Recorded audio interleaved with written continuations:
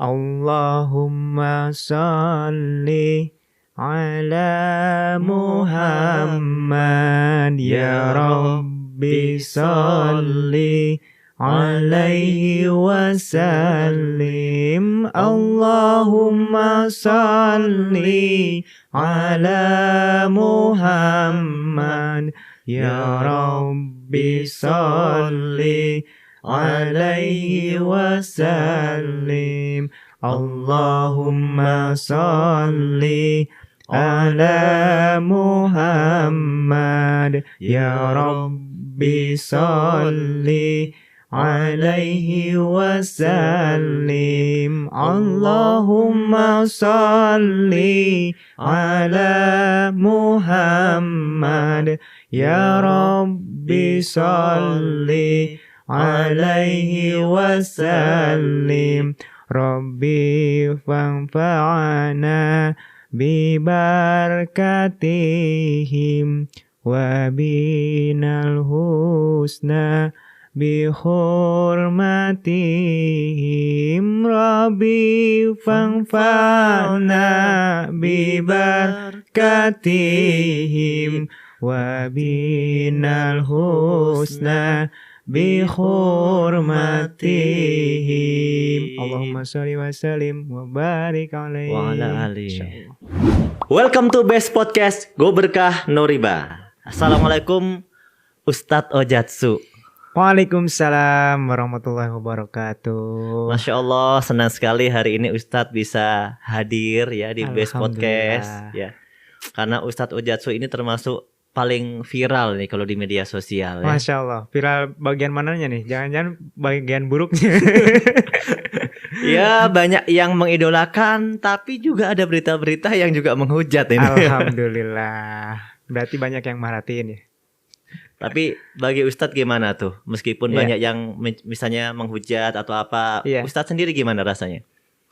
Ya rasanya kalau dihujat semua orang yang merasa masih manusia ya, pastinya ada rasa sedih kan. Rasa sedih, kemudian sering juga berpikir, apa saya salah gitu? Apa saya pernah menyakiti orang lain? Pernah juga berpikir seperti itu. Kemudian kita introspeksi diri dulu kan. Introspeksi diri, apa ya salah saya? Ucapan saya yang kira-kira menyinggung orang lain apa gitu. Nah kadang-kadang saya juga bikin video kan, ada yang dipotong, ada yang gimana gitu. Kalau misalkan terlalu banyak yang menghujat, boleh jadi mungkin ada yang kata-kata saya yang kurang baik. Karena meskipun kita niatnya baik, kalau misalkan caranya kurang tepat kan kadang-kadang nggak tepat juga kan. Jadi menyinggung. Introspeksi begitu. Introspeksi yang pertama. Yang kedua, kalau memang udah baik tuh, misalkan baik kok, nggak ada yang salah, nggak ada yang disakiti, berarti memang dia nggak suka saja sama saya. Ya udah biarkan saja. Mudah-mudahan jadi pahala kan. Jadi pahala setiap dihujat, dihina. Kalau kita tidak salah kan jadi pahala. Nah kita tinggal doain saja.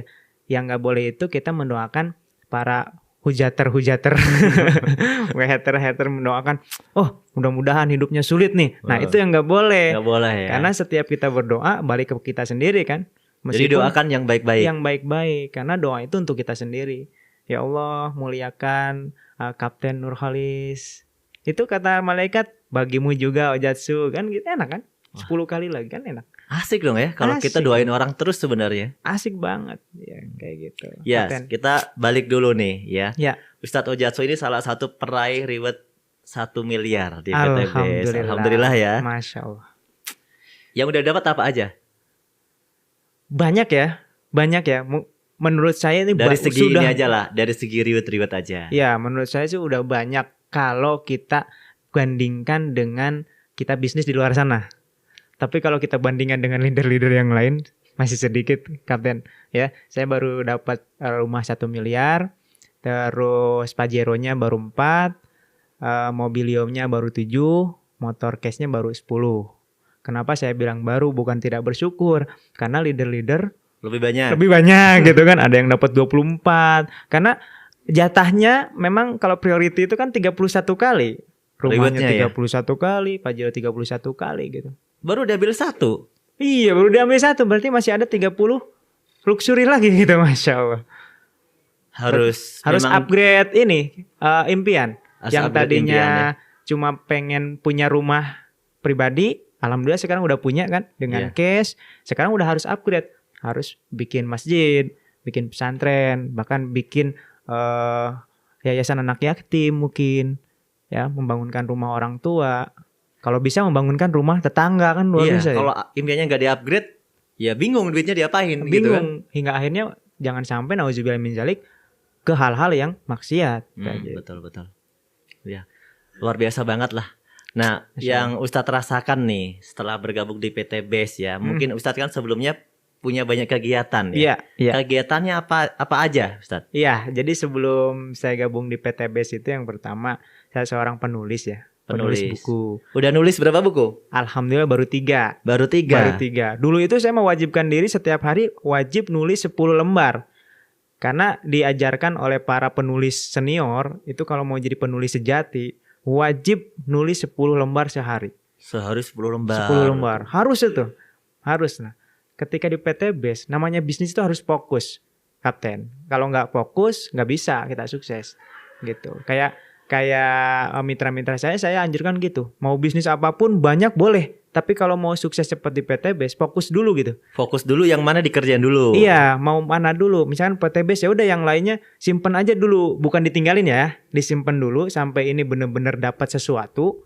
Nah, nanti kalau di sini udah sukses minimal dapat luxury misalkan ya, bisa semuanya berjalan gitu. Nggak bisa kita ngejalanin PT BES sambil nyambi akhirnya. Berarti 3 buku tadi itu sebelum di PT BES? Sebelum di PT BES. Buku apa aja tuh? Yang pertama buku Saku Master Hipnosis Islami. Nah, itu agak nyeleneh sih. Nah, saya menemukan hipnosis itu adalah sebuah ilmu yang ilmiah ternyata.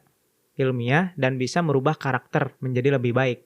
Yang pertama. Yang kedua buku 10 langkah menjadi presenter Baitullah. Kebetulan dulu saya seorang pembimbing umroh. Oh, dulu pembimbing umroh. Iya, alhamdulillah gitu. Jadi saya bikin buku 10 langkah jadi presenter Baitullah itu bagaimana kita manusia ini sebenarnya wajib untuk mengajak semua umat ke Baitullah. Gitu. Nah, yang buku ketiga ini yang mepet-mepet dengan saya gabung di PT BES waktunya gitu ya. Itu judulnya 3 langkah ubah kesulitan jadi keberuntungan. 3 langkah ubah kesulitan jadi keberuntungan. Nah, itu kayaknya dijual tuh di PT BES. Di PT BES ada ya? Iya, betul.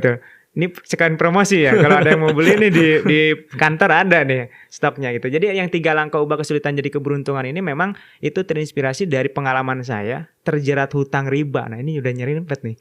Terjerat hutang riba 2014, Kapten. Jadi 2014 pernah punya pengalaman terjerat hutang riba. Itu mulai nyicil mobil, terus nyicil motor, laptop, handphone, kulkas, TV, itu nyicil semua. Dan saya pernah punya kartu kredit. Ya. Saya heran loh Ustadz. Ini kan Ustadz Ojatsu nih. Kok punya cicilan riba itu dulu pemahamannya gimana, Tad? Nah, atau gimana nih yang terjadi di lingkungan sebenarnya? Jadi gini, sampai sekarang sebetulnya ya sampai sekarang banyak sekali kiai bahkan kiai para ustadz ya yang tidak berani mengungkap atau mengajak orang bebas riba. Kenapa? Karena beliau sendiri masih terlilit riba. Termasuk Ustadz Ojatsu. Iya, dulu itu seperti itu. Kenapa? Karena ada sebagian ulama kalau terpaksa, terdesak, tidak masalah. Jadi masih ada pendapat yang itu. Masih ada pendapat yang itu. Kemudian masih mentolerin kan di Indonesia ini kita pasti kena riba gitu loh. Kita aja pakai duit aja riba. Akhirnya ya udahlah. Sekalian yang lain. Yang lain gitu. Nah, itu permasalahannya.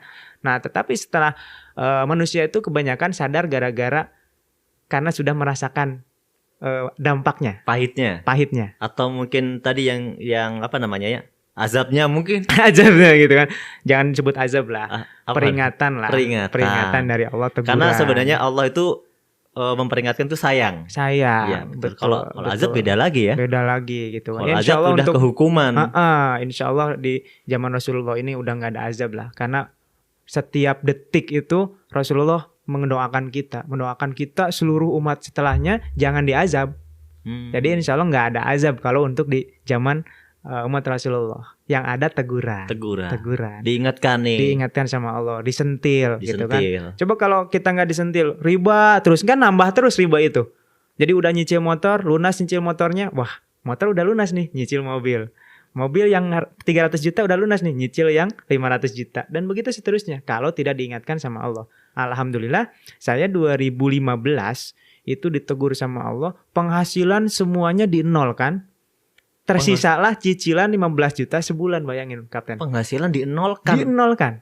Jadi semua kegiatan Ustadz Ujatsu tuh berhenti kerjaan? Bukan berhenti. Jadi kan kalau namanya pengusaha itu kan nggak ada stabil setiap bulan kan. Beda dengan karyawan. Ya, namanya kan pengusaha bisnis itu kan nggak stabil. Nggak stabil. Bisa nol banget, bahkan bisa minus, bahkan bisa ketipu, ya kan? Nah kalau ketika ketipu kan minus, gitu. Nah itu yang terjadi. Maka 2015 itu dinolkan, tersisalah hutang 15 juta cicilan per bulan. Hingga akhirnya terjerumus minjem uang untuk bayar cicilan, minjem ke sini untuk bayar cicilan, Akhirnya cicilannya nggak selesai, hutangnya nambah. Gali lubang, tutup lubang. Betul. Jadi lubangnya makin banyak. Gitu. Yang ditutup juga nggak ketutup ya. Nggak ketutup. Gitu. Nah dari situlah, masya Allah, ternyata benar. Di surat Al-Baqarah ayat 276 Allah memusnahkan riba itu benar gitu. Nggak lama-lama alhamdulillah saya baru 2 tahun diingatkan oleh Allah Subhanahu wa taala. Gitu, dihilangkan semuanya, mobil diambil leasing, motor diambil leasing, nyisanya tinggal diambil paksa berarti ya. Iya, tinggal hutang untuk menutupi tadi cicilan-cicilan. Nah, hutang saya kurang lebih yang tersisa 2015 itu 100 sekian juta lah. 110 atau 120 saya lupa. Pokoknya di atas 100 juta. Nah dari situ saya cari bagaimana cara melunasi hutang. Wah ini gak bisa nih. Kalau secara logika saya gak bisa lunasi ini. Karena mumet Kapten. Kalau udah gitu karya yang biasanya ada karya terus ngasih motivasi orang lain kan gak bisa. Kita aja terpuruk gimana ngasih motivasi ya gitu.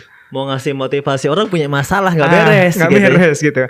Ya gak akhirnya saya menemukan metode dan itu diajarkan oleh Rasulullah, yaitu memperbanyak sholawat. Ya dalam sebuah hadis riwayat, dengan sholawat ini hutang segede gunung Uhud pun bisa lunas gitu. Nah saya amalkan sholawat, terus minta doa pada orang tua, terus ya itu memulai bisnis yang harus sesuai syariah gitu. Harus sesuai syariah seperti apa? Yang 5 hal itu harus nggak ada ribanya, nggak ada maisir, nggak ada goror, nggak ada zolim, produknya halal. Jadi usaha yang jangan minjem ke bank untuk memulai usahanya dan lain sebagainya gitu. Nah pada akhirnya alhamdulillah dari hutang itu kan hutang saya lebih dari 100 juta ya. Iya. Nah mindset saya gimana caranya bisa melunasi hutang ini. Ketika bisa melunasi hutang berarti setelah hutangnya lunas kan lanjut penghasilannya. Iya. Betul tidak? Nah akhirnya dari situlah saya bikin buku 3 langkah ubah kesulitan. Ternyata dari kesulitan itu bisa jadi keberuntungan. Yang tadinya punya hutang bisa lunas hutangnya, setelah itu bisa punya penghasilan sebesar hutang itu gitu loh. Oh iya. Ya jadi buku itu ya. Jadi sebenarnya udah dapat solusi. Solusi terbebas dari riba itu malah sebelum gabung DPTBes dong. Betul. Nah tapi belum selesai sampai situ. Oh belum selesai semua. Belum selesai. Nah ketika lunas itu saya kan berjanji, ya Allah mulai detik ini saya berjanji nggak bakal beli apapun dengan kredit.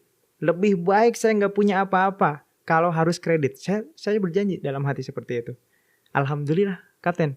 Selama 2 tahun berturut-turut nggak punya apa-apa. Karena janji nggak kredit. Nggak kredit. Jadi nggak punya apa-apa. Nggak punya apa-apa. Ya cash nggak bisa beli, kredit nggak mau kan? Udah janji. Hingga akhirnya mobil nggak punya, motor nggak punya, rumah apalagi gitu kan, ngontrak sana sini, naik kemana-kemana. Jadi 2 tahun tuh ngontrak. 2 tahun ngontrak. Dan gak punya padahal mobil, gak punya motor. Sebelumnya? Motor ada, mobil ada, fasilitas lengkap, tapi cicilan semuanya. Gitu kan. Akhirnya, alhamdulillah tuh 2018 awal, itu Allah malah kasih hadiah. Apa hadiahnya? Hutang 500 juta. Nambah hutang dong? Hutang baru dong? Hutang 500 juta. Bukan saya yang menghutang. Jadi, yang namanya pebisnis kan gitu. Kalau nggak minus ketipu kan bisa. Gitu kan. Nah, saya investasi tuh. Investasi yang harus saya kembalikan kurang lebih 500 juta dan harus dikembalikan dalam waktu 3 bulan. Kalau enggak pilihannya 2, digebukin atau enggak masuk penjara kan itu. Nah ini masalah terbesar. Saya bilang ya Allah, saya mau hijrah, kok malah dikasih ujian begitu besar. Ya sempat juga itu. Berarti ikut bisnis investasi. Bukan bisnis investasi. Ini masih ada kaitannya dengan umroh. Panjang ceritanya. Oh ada kaitan. Ada kaitannya dengan umroh, memberangkatkan jemaah umroh. Tapi akhirnya alhamdulillah jemaahnya berangkat dan hutangnya tersisa gitu loh. Untuk memberangkatkan jemaah harus menghutang 500 juta. Gitu. Yang sebenarnya uangnya nggak saya makan. Iya, artinya itu bukan murni hutang. Betul. Ya. Cuma di apa ya? Ya kelimpahan apa rezeki ya? utang. Kayak gitu. Artinya ya intinya gini. Tapi banyak ya tahun-tahun itu teman-teman yang kejadian hal yang sama kan. Banyak artinya banget. dia tidak memakan duit itu, tapi banyak orang menuntut sama dia. Betul. Banyak banget kan? Banyak banget. Itu kan lagi zaman-zamannya di hal umroh tersebut gitu kan. Hingga akhirnya saya punya beban harus melunasi utang itu dalam kurun waktu 3 bulan. Nah itulah yang menjadi ya Allah. Saya buka lagi buku yang saya bikin itu loh. 3 langkah ubah kesulitan jadi keberuntungan. Nah untungnya ada buku ini. Saya jadi yakin saya yang nulis. Di bersama kesulitan ada kemudahan itu ada dan surat Al-Insyirah gitu kan. Semakin sulit semakin untung dalam buku saya. Ini yang saya tulis nih saya tulis bilang. sendiri. Dibaca sekarang lagi, dites sama Allah kan? Dites benar. Dibaca lagi, diamalkan lagi 3 langkahnya. Alhamdulillah. Waktu punya hutang 500 juta. Lagi keder-kedernya. Saya malah diberangkatin umroh secara gratis lagi. Suruh bimbing umroh lagi. Ada tawaran bimbing umroh. Plus Turki. Nah di sanalah Kapten saya bermunajat. Ya Allah depan multajam. Ya Allah lunasi hutang saya. Dan pertemukan dengan bisnis yang benar-benar syariah yang bisa penghasilannya minimal 2 miliar sebulan. Nggak tanggung-tanggung mintanya. 2 miliar ya sebulan. Betul. Ya. Nah itu bulan Januari 2018. Pulang-pulang. Nah pulang-pulang itu di April, masih di 2018 April, itu saya ketemu dengan PT BES. Sama siapa ketemunya? Sama Pak Haji Birawan, Bunda Hajah Linda. Diundang ke sebuah seminar. Waktu itu kan masih awal-awal banget. Yeah. Pak Haji Adan Haris itu masih baru dapat 4 Pajero 6 Mobilio. Dalam waktu 3 bulan kata beliau. Saya diundang ke sebuah kafe. Kafenya kecil, Kapten. Kecil, yang hadir 17 orang. Pembicaranya naik travel. Pak Haji Adan Haris itu naik travel dari Jogja itu. Baru datang, saya duduk sama istri. Saya naik Grab sama istri sama anak. Duduk di paling depan. Karena memang waktu itu kan lagi cari kan, cari usaha apa. Betul. Begitu ada informasi peluang ya datang. Nah informasinya cuma gini aja, Master ini ada solusi punya mobil dan bantu orang untuk bebas hutang. Wah bebas hutang nih, kebetulan banget. Jangan-jangan ini terkabulnya doa saya bilang gitu kan. Ya udah saya hadir. Nah pas hadir itu, yang nerangin Pak Haji Adan Haris kan, tiba-tiba gini. Oh ini enggak ada MC-nya ya katanya. Ini aja Ustadz Ojatsu kan biasa di umroh kan. Waduh, saya belum tahu apa-apa suruh MC kan. Jadi MC ya kita langsung dengarkan saja. Peserta jadi MC. Peserta jadi MC kan kita nggak tahu kan bisnis apa dan sebagainya. Langsung aja nggak basa-basi gitu kan. Nggak ada edifikasi karena nggak tahu. Langsung aja kita panggil pembicaranya sebelum Pak Haji Adan Haris. Nah setelah dijelaskan, pertama dijelaskan itu Pak Haji Adan Haris menjelaskan eco racing, Kapten. Ada produk waktu itu. Penghemat bahan bakar. Itu saya lemes itu. Lemes. Kenapa? Lah saya nggak punya motor, nggak punya mobil. Apa yang mau dihemat coba? Wah saya kayaknya salah masuk gitu. Gitu. Jadi pertama kali mendengar eco racing ini belum tertarik dengan produknya. Karena saya nggak butuh, merasa nggak butuh.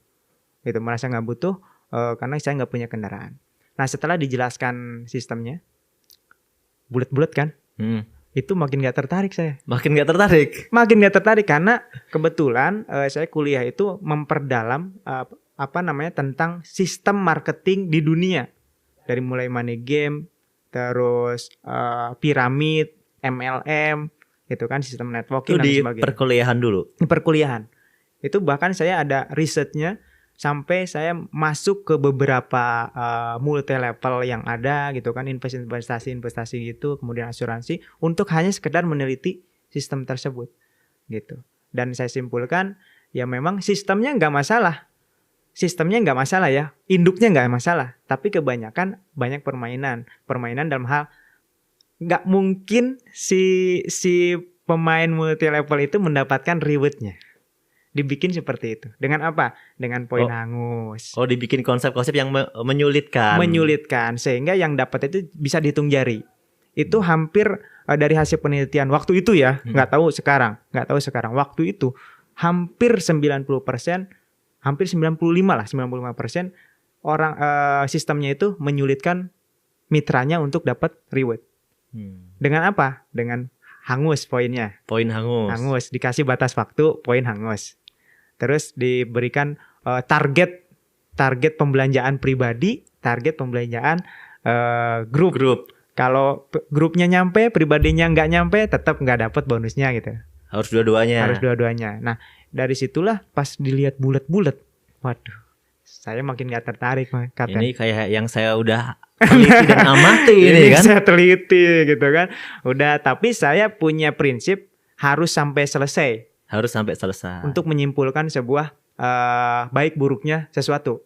Gitu. Jadi saya tetap bertahan sampai akhir, hingga akhirnya untungnya Pak Haji Adan Haris ini menjelaskannya rinci sampai akhir. Ini hybrid system, kemudian di sini nggak ada tutup poinnya ditungguin, nggak ada hangus. Nah, ini yang bikin saya tertarik. Mulai tertarik. Itu. Karena kan yang ditakutkan nggak ada. Yang ditakutkan nggak ada.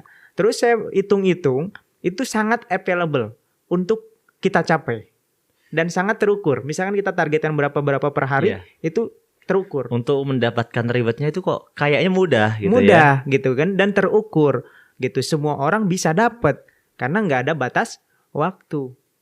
Nah, inilah, wah, ini nggak ada kezaliman di sini gitu. Nggak ada yang dizolimi dia kerja, nggak ada yang terzolimi hasil kerjanya. Kan kalau hangus udah kerja 900 poin, hangus. Oh, zolim kan? Iya, zolim, betul. Zolim gitu. Nah, di sini nggak ada. Wah, mulai mengangkat kepala. Wah, ini ya Allah. Makin deg-degan gitu. Jangan-jangan ini solusi gitu kan? Karena udah mulai tertarik. Dijelasin plan B-nya, Masya Allah. Udah dijelasin plan B-nya tuh. Cuma saya fokusnya waktu itu, siapa yang mau dapat Pajero senilai 500 juta angkat tangan. Wah, saya angkat tangan. Yang terpikir 500 jutanya, Kapten, bukan Pajeronya. Nggak ada nafsu sama sekali sama mobil waktu itu. Yang terpikir adalah bagaimana lunas hutang 500 juta. Maka dengan itu saya tertarik kan. Karena waktu itu masih ada dong ya sangkutan yang 500 masih. Justru karena gara-gara itu yang terbaru hadir. Tadi ya. Iya, yang terbaru yang 500 juta itu, gara-gara itu saya hadir ke seminar, pengen bebas hutang dari 500 juta itu. Nah, pas ditanya di akhir siapa yang siap bergabung hari ini, silakan maju ke depan. Saya tarik tangan istri saya. Istri saya bingung. Dia tahu di dompet gak ada uang, di ATM gak ada uang, di ATM pun hanya untuk seminggu gitu kan. Bingung kan? Tengok. Nah, pas ditanya kan mau daftar, mau belanja berapa, saya nunduk aja, Mas Nur. Ya Allah, kalau memang ini bisnis bagus menurutmu, ya Allah, berikan rezeki hanya untuk sekedar belanja, daftar saja ya Allah. Jangan yang tinggi-tinggi lah, yang seadanya aja. Saya bilang gitu. Pas buka mata, alhamdulillah, dikabul sama Allah, langsung kontan. Saya nemu cincin, Kapten. Pas buka mata? Iya, nemu cincin. Cincin siapa? Di jari tangan istri saya. Kirain nemu cincin orang. Kalau itu ya ke orang kan. Jadi Masya Allah kok. Pas buka mata, ada cincin. Ada cincin. Oh iya, masih ada. Umi yang cantik. Bolehkah cincinnya Abi pinjam buat modal? Untungnya istri ikut kan. Gak usah ngejelasin lagi. Alhamdulillah. Dengan modal cincin itulah bergabung 19 hari tembus mobilio senilai 150 juta. Masya Allah ya. Langsung ngebut. 19 hari ya. 19 hari. Karena saya fokus, saya tinggalkan biasa nulis, saya tinggalkan trainer saya tinggalkan. Fokus dulu lah, ini fokus dulu, mau lunas utang dulu nih. Iya, emang harus kayak gitu. Mau bisnis apapun harus fokus. Maka 29 hari saya tembus lagi mobilio kedua. Jadi total udah 300 juta. Tadi 19 hari. Terus 29 hari berarti tinggal nambah 10 hari kan. Selangnya 10 hari dari mobilio pertama ke mobilio kedua. Nah, tepat 40 hari menjalankan bisnis ini, tembus Pajero senilai 500 juta. Ini target saya sebenarnya. Alhamdulillah bisa lunas dari situ. Sujud syukur dan saya yakin 1000% kepada Allah. Apapun yang kita anggap mustahil, kalau Allah sudah tolong, menjadi sangat-sangat mudah. Dari situ saya wakafkan diri, ya Allah, mulai detik ini Saya sudah merasakan pertolonganmu bebas hutang, maka mulai hari ini saya ingin menolong sebanyak-banyaknya orang terbebas dari hutang riba. Maka pas bisnis itu saya jarang banget nawarin produk. Loh, kalau nggak nawarin produk, nawarin apa? Loh, nawarin solusi loh. Iya kan? Iya. Nawarin solusi kayak anggap aja saya ini punya perusahaan yang merekrut karyawan. Nawarkannya solusi kan, solusi pekerjaan. Kan? Betul nggak kan? kita dagang, misalkan perusahaan kita jualan kopi. Kita mau ngerekrut karyawan. Pernah nawarin kopi dulu nggak? Mau jadi mau kopi nggak? Mau nggak jadi karyawan saya kan? Nggak gitu kan? Juga. Ya Kan emang ada pandangan begitu ya. Jadi ini kenapa sih kok malah nawarkan penghasilan, nawarkan bonus, bukannya jualan produk katanya kan gitu ya. Ya itu kan kita itu ya kan ada dua, mau jadi pedagang, mau jadi membuka lapangan usaha. Nah, membuka lapangan usaha kalau kita hanya merekrut karyawan, mohon maaf menurut saya kurang pas gitu di zaman sekarang. Karena banyak sekali orang yang mau jadi karyawan, sedangkan perusahaan kita butuh karyawan nggak mungkin sampai 100.000 karyawan dong. Betul, 1 juta karyawan dong. Nah, dengan sistem ini kita ngerekrut orang sama kita mau kasih penghasilan seperti karyawan, tapi nggak terbatas gitu. Jadi saya lebih tertarik sesuai dengan apa yang dia kerjakan gitu. Bagi gitu. hasilnya gitu. Bagi hasilnya jelas. Kalau karyawan dia mau kerja keras seperti apapun, ya gajinya udah segitu-gitu aja kan. Mau nggak kerja ya gajinya segitu. Kalau di sini dia kerjanya seperti apa, hasilnya seperti apa. Kalau misalnya pakai semangatnya Ustadz Ojatsu 19 hari udah dapat tuh mobil. Tapi mungkin kalau yang santai ya bisa 3 bulan ini. Bisa 3 bulan, bisa 3 tahun. Jadi jangan sampai saya kok udah menjalankan bisnis PTB 1 tahun belum dapat apa-apa. Harusnya saya yang nanya, itu setahun ngapain aja? Iya nggak? Setahun ngapain aja? Kenapa? Karena sebenarnya Kapten, ini bisnis sangat terukur. Kita kalau mau closing 1 ya, closing 1 sehari, ya harus lebih dari 10 orang yang kita prospek. Itu kalau misalkan 10 orang kita prospek closing 1, itu kalau yang sudah mahir banget, udah profesional marketing. Itu ada rumusnya begitu ya. Rumusnya itu begitu. Yang udah mahir aja prospek 10 gitu ya. Yang presentasi daftar, ke 10, yang daftar mungkin 1. Yang beli 1. Secara rumus penjualan begitu. Betul. Itu marketing profesional loh. Profesional. Yang udah lancar, apalagi ini baru pemula itu kan. Marketing baru belajar. Terus prospek 5 nggak ada yang daftar, ngeluh. Kan lucu. Ya itu bagus prospek 5. Sebulan 2 prospeknya. Oh iya benar. Gimana kalau prospeknya cuma 2 ya? Cuma 2 gitu. Terus ngeluh, kok saya udah prospek nggak closing. Prospek berapa? 2. Allahu Akbar. Jadi sebenarnya bisnis ini terukur. Ya. Tapi jangan berharap setiap yang kita tawarin mau. Kalau kayak gitu berabe tuh. Misalkan tukang somai punya pikiran kayak gitu berabe, Kapten. Contoh langsung misalkan, mau gitu. Iya, ada yang lewat harus mau beli somai padahal dia mau beli bakso. Kan gak mungkin. Ya enggak. Jadi pebisnis itu jangan memaksakan orang mau beli, orang setuju dengan kita, enggak mungkin. Jadi kalau kita prospek itu harus ada dalam pikiran itu bisa nolak, bisa gabung. Kan gitu. Santai. Tugas kita kan memberikan yang terbaik aja. Informasi. Menjelaskan yang terbaik. Betul. Memahamkan yang terbaik. Iya. Berusaha gitu. Betul. Ya kalau udah mentok gak mau ya udah berarti kan. Betul. Nah ini sebagai inspirasi juga ya. Saya itu dalam 19 hari yang saya tawarin itu lebih dari 50. Bahkan mungkin sampai 100. Itu yang gabung cuma 5. Itu ditemui langsung gak? Kenapa? Ditemui langsung gak? Ditemui langsung. Di awal-awal temuin langsung? Temuin langsung. Kalau di awal itu saran saya ditemui langsung. Jangan asalkan ada, mohon maaf ya, yang broadcast aja. Orang kan nggak ngeh broadcast itu. Mau panjang nggak ngeh. Gitu. Harus temuin langsung. Apalagi di awal itu kan kita ibarat kata membangun tim. Ya kan? Silaturahmi dulu gitu. Dan itu pun nggak langsung ditembak. Mau nggak ikut gabung ini? Ngomong dulu, bangun kepercayaan dan lain sebagainya, nyaman dulu gitu. Nah saya aja yang punya skill ya, alhamdulillah punya skill bagaimana menjual udah biasa, bagaimana marketing, bagaimana berbicara. Itu dari 100 cuma 5 yang gabung. Dan juga sekolahnya kuliahnya juga kan kuliahnya di bidang itu. Di bidang itu juga. Jadi kan? Bukan masalah kita bisa ngomong atau enggak, ini masalah jodoh. Karena kita tidak hanya jualan aja kan jodoh. Jodoh yang beli somai kan udah ditentuin. Siapa Pak Kapten beli somai, saya beli bakso kan udah ditentuin. Gitu. Nah, tinggal kita mendatangi jodoh-jodoh kita. Makanya kita berdoanya, ya Allah, datangkan, temukan saya dengan jodoh bisnis saya yang Engkau ridhoi. Kan jadinya enak. Kalau nggak cocok dengan saya, mudah-mudahan, nggak apa-apa deh, nggak daftar. Jadi pas nggak daftar tuh nggak sakit hati. Oh, bukan jodoh saya. Kan gitu. Nah, dari 19 hari itu, alhamdulillah dari 5 orang yang gabung, yang jalan cuma 2. Tapi luar biasanya dari 2, sekarang mitra saya di bawahnya dari 2 ini, udah lebih dari 30.000 mitra. Jadi dari mungkin tadi 50 sampai 100, akhirnya yang bergabung kan 5 ya? Ya. Dari 5 itu yang aktif sebenarnya cuma 2. Tapi dari 2 yang aktif itu, bisa menghasilkan 30.000 mitra. 30.000. Itulah nikmatnya bisnis jaringan. Bahkan yang saya senang dengan bisnis jaringan ini,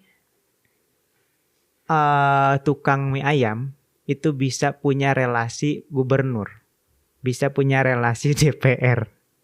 Karena kan di sini tidak melihat status yang paling duluan, misalkan tukang mie ayam nyampein ke pembantu rumah tangga, ternyata pembantu rumah tangganya kena dengan anggota DPR. Berarti anggota DPR menjadi bagian dari tukang somai kan gitu. Tukang mie ayam. Jadi di sini benar-benar bisnis yang ekonomi kerakyatan. Semua orang bisa. Alhamdulillah. Nah, ini karena Ustadz sudah di sini nih. Ini saya cocok kalau kita bahas pandangan-pandangan yang memang masih buram. Di luar sana banyak orang melihat bisnis MLM. Secara umum ya, bisnis MLM itu kan dikategorikan mungkin pendapat-pendapat yang nggak bagus, ya. Nah, kalau yang Ustadz Ujatsu sendiri rasakan nih, bagaimana nih tentang yang ada di PTBS ini, atau mungkin pengen menyampaikan apa tentang bisnis MLM? Kan banyak pandangan yang nggak bagus tuh. Misalnya tentang bisnis ini yang kebanyakan paling banyak orang takuti adalah bahwa yang sukses pasti yang di atas. Itu yang paling banyak kayaknya. Biasanya orang kalau di bisnis ini yang dilihat gambarnya piramid. Gambarnya piramid kan, bulat-bulat, langsung pikirannya yang sukses yang atas. Iya. Gimana tuh Ustaz? Jadi justru saya sebaliknya. Justru piramid ini menurut saya adalah konvensional. Justru yang piramid itu konvensional. Yang sukses yang di atas, yang untungnya yang di atas, itu sebenarnya konvensional. Contoh, di konvensional ada distributor. Nah, distributor paling tinggi kan, cuma 1 atau 2. Setelah distributor ada agen-agen, lebih banyak dikit. Berarti kan udah mengerucut gitu kan. Di bawahnya lagi ada agen daerah, lebih banyak lagi. Tidak semua orang bisa jadi distributor. Betul. Di satu daerah cuma mungkin 1. Cuma 1 distributor, dan itu butuh modal yang besar. Berarti di sistem konvensional yang punya untung besar udah pasti yang modalnya besar. Gitu. Yang reseller di bawah mau dia jualan banyak pun nggak bakal ngelewati distributor yang di atas keuntungannya. Contoh misalkan saya reseller, Kapten distributor, saya ngejual 10.000, untung saya 10.000 kali 100 misalkan. Iya. 1 juta. 10.000 itu bagian dari saya. Iya.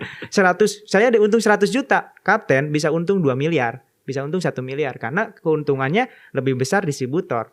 Padahal ngejual lebih banyak. Padahal saya ngejual lebih banyak. Distributor cuma tinggal ini aja, sebarin doang. Betul nggak? Nah, kalau di PTBS sendiri gimana? Nah, di PTBS ini justru yang bawah punya hak yang sama, bahkan bisa nyalip. Bisa nyalip ke perolehan yang atas. Contohnya saya sendirilah, jangan jauh-jauh. Saya itu punya mitra kakak saya sendiri, Kang Asep Bruder. Oh iya. Nah, saya punya mitra Kang Asep Bruder. Saya saat ini baru mendapatkan 1 luxury. Baru 1 luxury. Kang Asep Bruder, notabene di bawah saya jaringannya itu sudah dapat 2 luxury. Berarti kan lebih banyak penghasilannya Kang Asep daripada saya. Berarti bukan piramid dong ya? Bukan piramid, ini justru piramid terbalik. Terbalik. Artinya apa? Di sini haknya sama, antara yang paling bawah sama yang paling atas sama. Yang membedakan apa? Usahanya, ikhtiarnya, percepatannya, fokusnya, itu yang membedakan. Jadi secara sistem semuanya sama. Ini banyak orang yang belum paham loh tentang konsep ini. Mereka nggak pernah sampai tuntas sih belajarnya ya. Betul. Nah gini, konsepnya gini, kalau mau paham ya, jangan dulu menjudge, jangan dulu menghakimi sebelum mendalami. Jadi di sini banyak buaya loh, belum ke dalam. Mungkin jangan-jangan yang ngambang kelihatan itu boneka saja, bukan buaya beneran, kan nggak tahu sebelum nyelam ke dalam.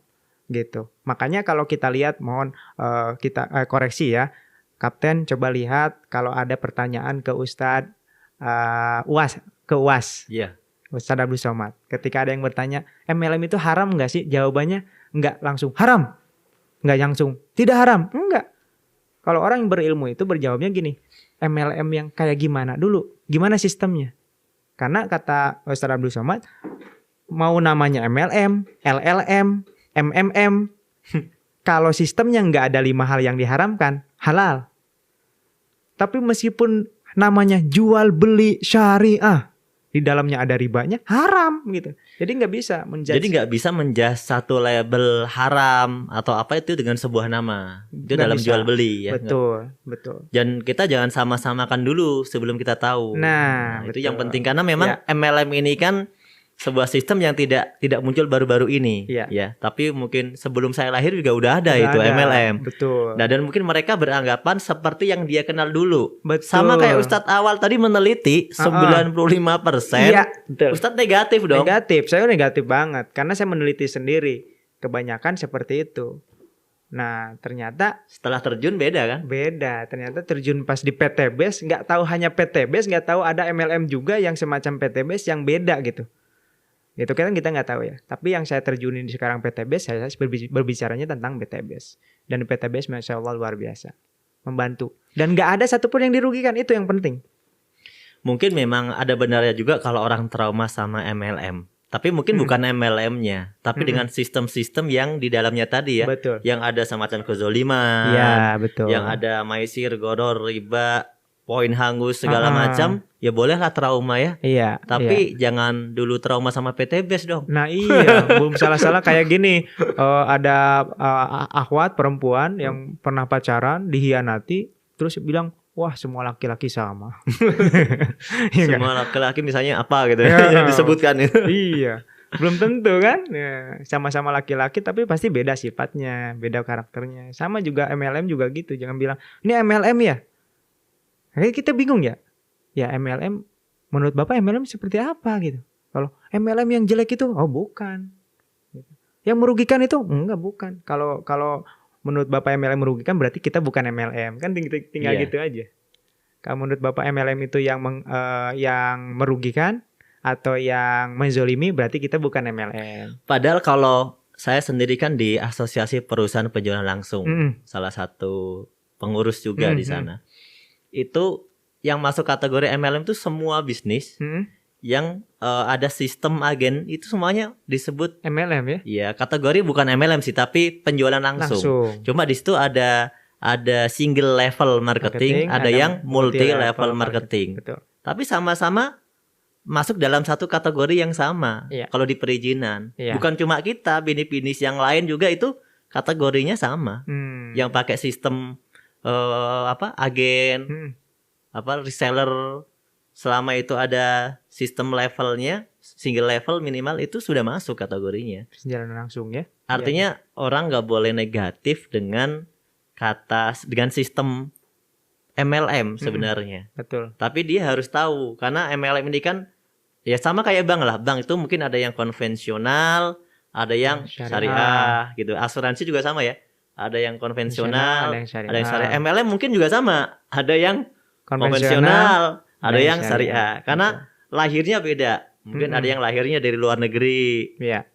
Nah, kalau PTBS ini lahirnya di Indonesia. Asli ya. Pemiliknya asli orang Indonesia, Masya Allah. Jadi ya pasti berbeda dong ya. Iya. Oke, sekarang apa lagi ya? Kalau bicara sama Ustadz Odatsu yang menarik tips nih. Iya. Bagaimana cara Ustadz Odatsu menjalankan bisnis ini dengan begitu cepatnya tadi? Ini yang penting. Ya, kalau hasilnya nggak usah ditanya lah.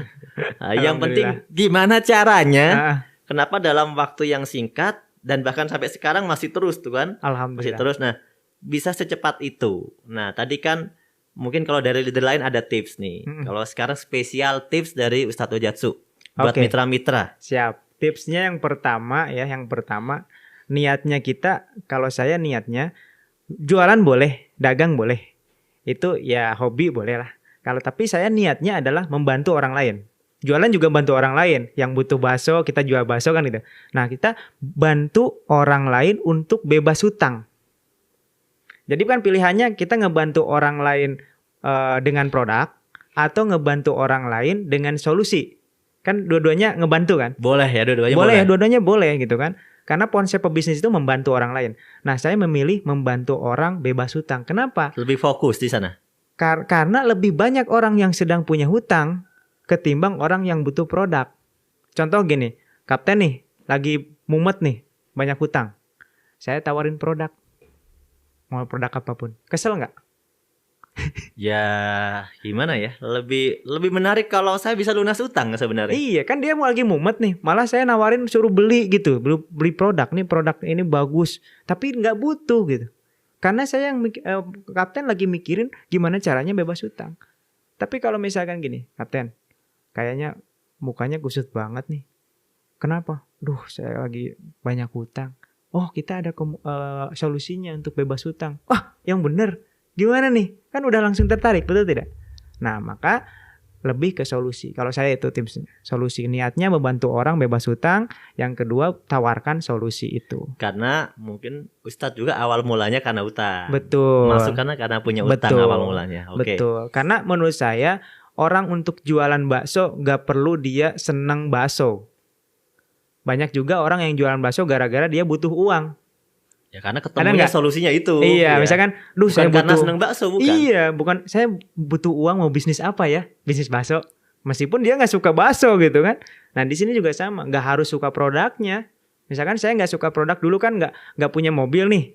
Nggak butuh eco racing. Nggak butuh. Tapi kan nggak harus butuh eco racing. Saya bisa melakukan bisnis. Penawaran ke orang lain yang butuh eco racing. Gitu. Nah, orang yang butuh eco racing hanya terbatas orang-orang yang punya kendaraan. Sedangkan saya merasakan sendiri, saya aja nggak punya kendaraan, tapi saya butuh bisnisnya. Berarti banyak di luar sana seperti saya yang butuh bisnisnya, belum butuh produknya, gitu loh. Jadi konsep saya adalah menawarkan solusi. Oke, satu ya. Nah, yang kedua adalah ya seminar. Boleh kita tatap muka, terus tawarin, jelasin, closing. Boleh, tidak masalah. Cuma kalau saya, orang matematika kan, hitung-hitungan. Kalau saya hanya face to face, saya nawarin kapten, terus kapten tertarik karena saya bisa ngomong. Terus kira-kira kapten udah bisa nggak nyampein ke orang lain? Belum tentu. Berarti, ilmunya beda kan? Ilmunya beda. Berarti mandek di situ kan, nggak berkembang. Tapi kalau saya ngadain seminar, ayo undang 10 orang, saya jelasin cara menjalankannya. Bapak Ibu undang aja orang lain. Gimana cara ngundangnya? Cari aja yang lagi banyak hutang. Ada nggak? Oh, banyak. Jadi cari, punya hutang nggak? Punya, ayo. Ada solusinya. Kan lebih mudah. Siapapun akan mudah untuk ngajak orang bebas hutang, betul nggak? Ya, betul. Nah, jadi dengan seminar itu mempermudah untuk mempromosikan baik produknya maupun konsep bisnisnya. Ya, betul. Sehingga orang-orang yang mungkin punya perbedaan keterampilan ya dalam segi penjualan, dia terbantu. Betul. Jadi seminar ini teknik yang penting yang harus kita lakukan. Betul. Jadi itu tipsnya, membantu orang dengan solusi bebas hutang, lalu adakan seminar rutin. Seminggu sekali. Jadi dari seminar itu dari 10, seminar besok bertambah. Masing-masing ngajak 2 aja udah tambah 20. Iya. Dari 30. 30 masing-masing ngajak 2, jadi 60. 60 masing-masing ngajak 2. 2 bulan udah rame ya? Udah rame banget. Makanya 19 hari dapat tembus Mobilio karena itu. Udah berhitung kan? Ustadz kan matematika tadi. Nah ini udah saya targetin nih. Iya. Seminggu, 2 minggu, 3 minggu, langsung tembus. Betul. Jadi berikan sistem kemudahan bagi mitra kita mengundang aja. Kamu tugasnya mengundang aja. Bisa kan undangnya gimana? Cari orang yang sedang kesulitan hutang, aja ke sini. Simple. Oke. Ini baru 2, ada lanjutan gak nih? Sementara itu. Yang ketiga ini rahasia umum sebenarnya. Dengan itu kan hitung-hitungan manusia. Betul. Kalau nggak dimudahkan sama Allah, udah selesai. Meskipun kelihatannya mudah. Nah, ini kuncinya. Kuncinya saya mengamalkan sebuah sholawat. Ya, sholawat. Makanya di awal tadi kan kita sholawat dulu. Ya. Karena itu kunci kesuksesan saya. Dan saya tularkan semuanya ke mitra-mitra saya. Ya, rutin sholawat minimal 1000. Setiap acara juga selalu dimulai dengan sholawat. Selalu ada sholawat di seminar saya. Kalau ada Ustadz Ojatsu pasti sholawat dulu. Pasti ada sholawat dulu. Karena itulah kunci kesuksesan. Ya, kalau kita udah sholawat, insya Allah Allah ridho, diberikan kemudahan. Gitu. Akhirnya percepatan. Nah, ini ada tambahan nih pertanyaan terkait dengan seminar. Ya. Ada mitra-mitra baru yang mungkin di daerahnya itu memang belum ada seminar. Belum ada seminar. Ya. Nah, mereka ini kan mungkin juga orang baru juga. Mungkin kalau Ustadz Ojatsu kategorinya bisa lah bikin seminar, mampu lah untuk membuat sebuah seminar sendiri. Ya, meskipun juga orang baru. Ya. Ya. Nah, bagaimana orang-orang yang belum merasa mampu untuk bikin seminar karena dia juga di bisnis ini juga baru, tapi dia jauh dari tempat seminar. Gimana tipsnya? Ya, tipsnya ini juga saya lakukan kepada mitra saya yang di luar sana. Makanya saya ada Ojatsu TV itu. Di situ ada seminarnya. Oh, jadi online berarti? Jadi ada seminar yang full, saya rekam seminar. Jadi mitra saya tinggal, mau ikut seminar nggak? Karena seminarnya jauh di Jakarta, nonton aja yuk. Nonton bareng di handphonenya, dia tinggal buka YouTube, nonton. Gitu. Oh gini. Dia tinggal nontonin aja, nonton bareng gitu. Nonton bareng, terus kalau ada pertanyaan baru tanya ke leadernya. Gitu. Alhamdulillah beberapa berhasil. Cuma memang agak sulit dalam hal pembinaan sih kalau misalkan jauh ya di luar sana. Tapi insya Allah sih kan sekarang semakin banyak tuh seminar-seminar. Bahkan ke pelosok-pelosok Pak Haji Adan Haris tuh ngadain seminar. Jadi kita ada juga seminar-seminar dari beberapa grup yang bisa kita kolaborasi. Betul. Ya, jadi kita infokan aja ketika memang ada seminar di sana, kita infokan koordinasi bisa ikut. Bisa ikut. Gitu. Titipkan ke panitianya, jangan lupa. Jangan lupa harus dititipkan dulu. Nanti kalau nggak dititipkan bingung ini undangan siapa, nggak diurusin nanti. Gitu. Itu aja Kapten, mungkin tipsnya. Jadi pertama solusi bantu orang bebas hutang riba, yang kedua adain seminar, yang ketiga sholawat itu yang paling penting. Pesan sekarang pesan. Ini kita tutup aja. Pesan buat siapa ya? Buat siapa aja ya? Buat mitra apa buat pesan buat masyarakat dan buat mitra. Iya. Kalau buat masyarakat yang sedang terlilit hutang riba, yang punya cicilan motor, punya cicilan mobil dan lain sebagainya, yuk hijrah. Niatkan untuk hijrah. Kalau belum bisa melepaskan, niatkan dulu. Ya Allah, saya nggak mau ngulangi lagi nyicil. Itu yang pertama. Nah, nanti Allah berikan jalannya. Mudah-mudahan PTBS ini sebagai jalan untuk segera melunasi hutang riba. Dan ini sudah terbukti ribuan mitra terbebas dari hutang riba dengan wasilah menjalankan bisnis ini. Itu bagi masyarakat umum ya. Kita mengajak ayo bergabung insyaallah dengan komunitas kita. Untuk para mitra, bikinlah mental kita menjadi seorang pebisnis.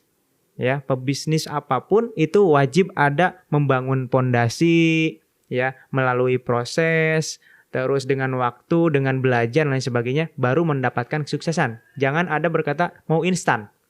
Saya mau instan. Ustadz Ojatsu kok bisa 19 hari, kok saya nggak bisa? Mungkin saya belajarnya udah dari dulu. Nah, diamalkannya di PTBS. Dan kan ada yang baru keluar dari karyawan, belum pernah bisnis, maunya 20 hari misalkan dapat mokes. Kan nggak adil dong. Ya kan, yang udah belajar dari dulu. Makanya proses. Ya, jalani proses, belajar, istiqomah. Kalau kata Pak Haji Adan Haris ada 3, ya, fokus, konsisten, persisten. Fokus satu dulu sampai sukses, kemudian konsisten setiap hari lakukan, jangan berhenti, persisten, tahan dari hinaan orang, tahan dari serangan orang, terus aja lakukan sampai sukses. Itu aja.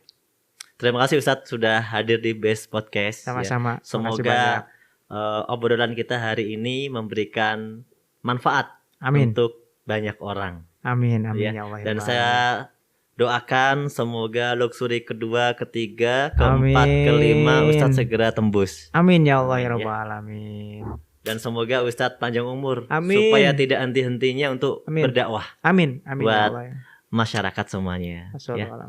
Mari kita tutup dengan semangat ya. Seperti yang biasanya ya. Biar yang lain kita doakan terbebas dari hutang riba. Amin ya Allah ya rabbal alamin.